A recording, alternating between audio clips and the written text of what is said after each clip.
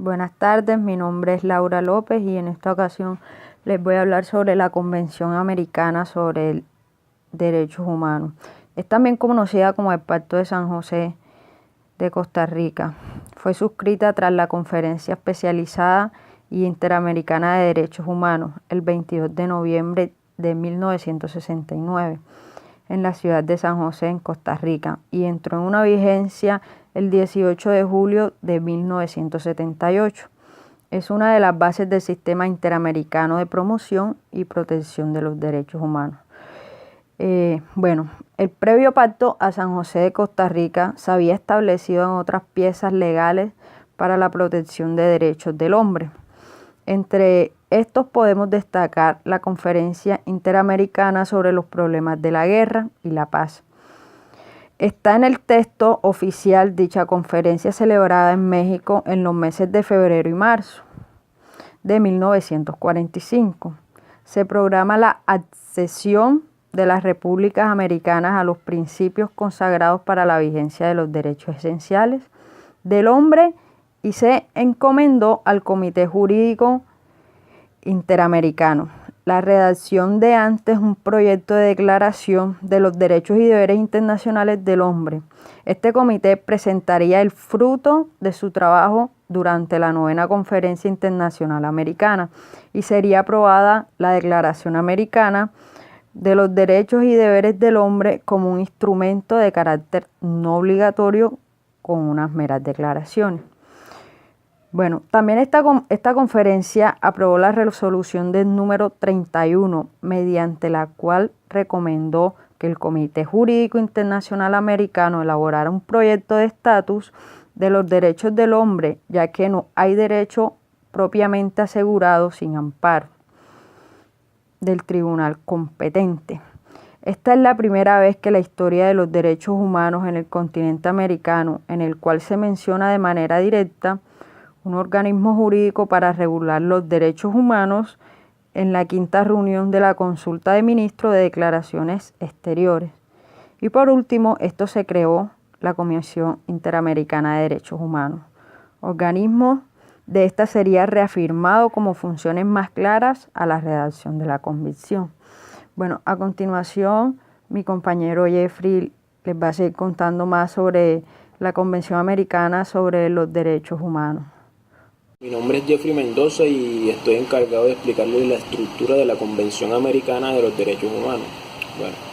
La Convención Americana de los Derechos Humanos está dividida en 3 partes, que están subdivididas a su vez en 11 capítulos que suman 82 artículos.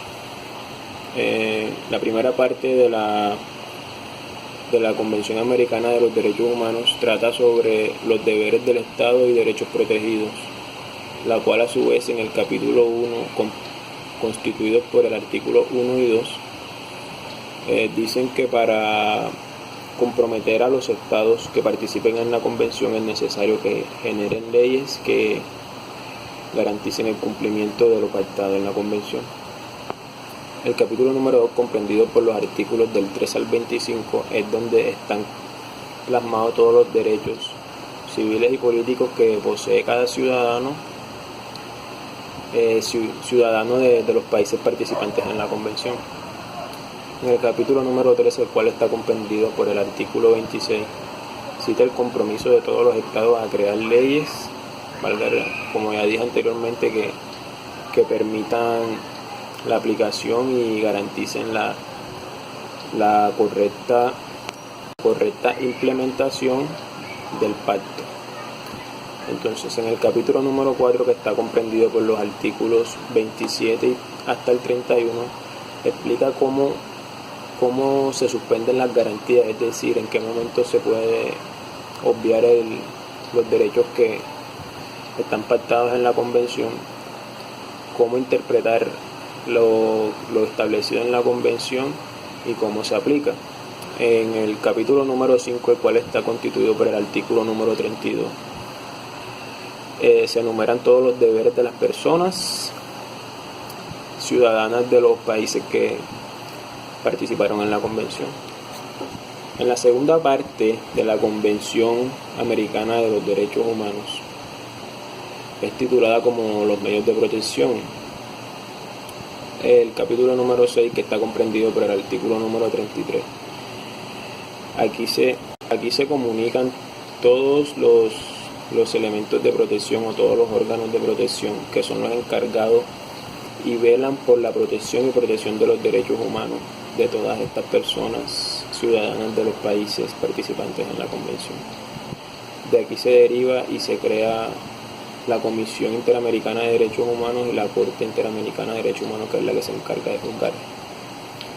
En el capítulo número 7, el cual está comprendido por el artículo 34 al 51, nos dice cuál es la organización, función, competencia y procedimiento de la Comisión Interamericana de Derechos Humanos. O sea, nos dice cómo es su funcionamiento, cómo está organizada y cómo es el procedimiento, es decir, qué soluciones va a dar en caso de que se vulnere algún derecho. En el capítulo número 8, el cual va del artículo 52 al 69, nos dicta también la organización, función, competencia, pero de la Corte Interamericana de Derecho. En el capítulo número 9, el cual va del artículo 70 al 73, nos dice cómo mantener o cómo disponer de los servicios de ambas instituciones, es decir, de la Comisión y de la Corte Interamericana de los Derechos Humanos, según el derecho internacional. En la tercera parte se dicen las disposiciones transitorias, la cual está en el capítulo 10, que va del 74 al 78. Nos dicen sobre la firma, ratificación, reserva, enmienda, protocolo y denuncia de la violación o de la ausencia del cumplimiento de los derechos pactados en la Convención. En el capítulo número 11, que va del 79 al 82, en este capítulo nos dicen cómo serán escogidos los representantes o los integrantes de la Comisión y de la Corte Interamericana de Derechos Humanos. A continuación viene mi compañera Dirley a presentarles un caso de violación de los derechos que vela la Convención Americana de los Derechos Humanos. Mi nombre es Dirlevia Diego Escobar y el día de hoy vengo a traerles el caso del diputado Sigifredo López. Resulta que en el 2002 él y 11 compañeros más fueron secuestrados por la guerrilla de la FARC. 11 de ellos fueron posteriormente asesinados. Aquí podemos ver la violación de dos de los derechos pactados por Colombia en la Convención Americana sobre Derechos Humanos, que es el derecho a la vida y el derecho a la libertad. Posteriormente, el diputado Sigifredo López fue dado en libertad por medio de acciones humanitarias, lo que le pareció muy sospechoso a la Fiscalía y instauran un proceso de investigación en contra de él. Después de esto, en el 2012, fue privado de su libertad como medida preventiva y estuvo en esto 3 meses. Pero la defensa del diputado logró dejar en claro de que los testigos que tenía la Fiscalía no eran coherentes con lo que había sucedido ni en tiempo, ni en espacio, ni en lugar. Por ende se decidió archivar el caso. Entonces, ¿qué pasa? Él hizo uso de uno de los derechos que tenemos, hizo el derecho a ser defendidos, el derecho que tenemos a ser defendidos, a que somos inocentes hasta tanto no se demuestre lo contrario, de que tenemos unas garantías judiciales, y él hace uso de esto. Entonces salió en libertad y después de esto instaura una demanda contra el Estado. El Tribunal de Cundinamarca, después de todo el proceso de la demanda, decide que el Estado debe pagar 550 millones por los daños y perjuicios realizados a este diputado. Aquí podemos ver que él también hizo uso del derecho a indemnización y el Estado debe indemnizar al diputado Sigifredo López por los daños y prejuicios, tanto a él como a su familia. Por ser una persona pública, obviamente el nombre y todo esto que traía consigo fue vulnerado. Entonces me parece un muy buen caso que nosotros podemos tener en cuenta y bueno, eso era todo. Gracias. Bueno, como mis compañeros ya les han comentado sobre lo que es la Convención Americana de Derechos Humanos, más conocido como el Pacto de San José, yo les expondré un caso en el cual es el mismo Estado quien vulnera estos derechos. Uno de los casos más conocidos o que más ocurre es un caso de homonimia, vulnerando así muchos derechos de muchos ciudadanos, como lo es el artículo 7 que está establecido en este pacto, que es el derecho a la libertad personal. Y también el artículo 8, en donde se le garantiza a los ciudadanos un mínimo de garantías judiciales. ¿Qué pasa en este caso? Hubo un ciudadano que era comerciante y por error o por equivocación, por tener el mismo nombre de un narcotraficante,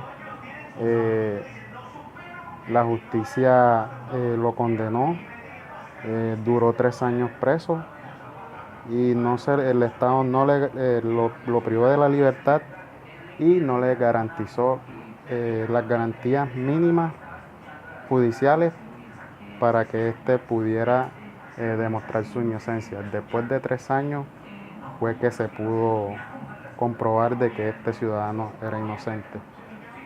Mi compañera Dirley le dirá otro caso donde el Estado colombiano vulneró este tipo de derechos.